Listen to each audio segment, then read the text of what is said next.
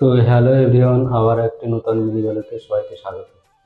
তো কি হয়েছে সেটা বলছি। মানে আজকে খেতে গিয়েছিলাম, যেখানে খেতে যাই মাসি ওখানে। তো কখনো মাসি বলি কখনো কাকিমা বলি, মানে পরিচিত। তো তো সে বলে কি, কখনো বলতে পারে যে দাদু বলবে, মানে ওনার স্বামীকে। তো দাদু বললে কি চলে, সে এখন কাকার বয়সের মতো হবে, তো তাকে দাদু বলা যায় কি? তো সেটা বড় কথা না, বড় কথা হচ্ছে আজকে গিয়েছিলাম খেতে। তো বলছে যে কাজে যাচ্ছিস না? কাজে চলে যা।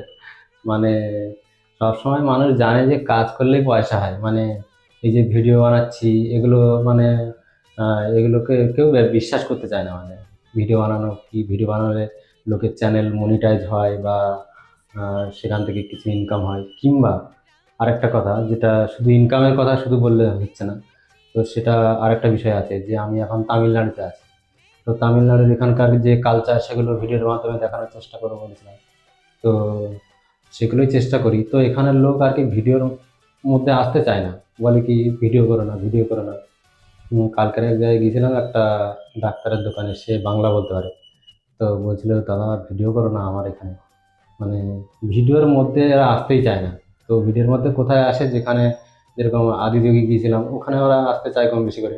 তারপরে পন্ডিচেরি গিয়েছিলাম, ওখানে ওরা আসতে চায়, কিন্তু এই সাধারণ পাবলিক ভিডিওর ভিতরে একদম আসতেই চায় না।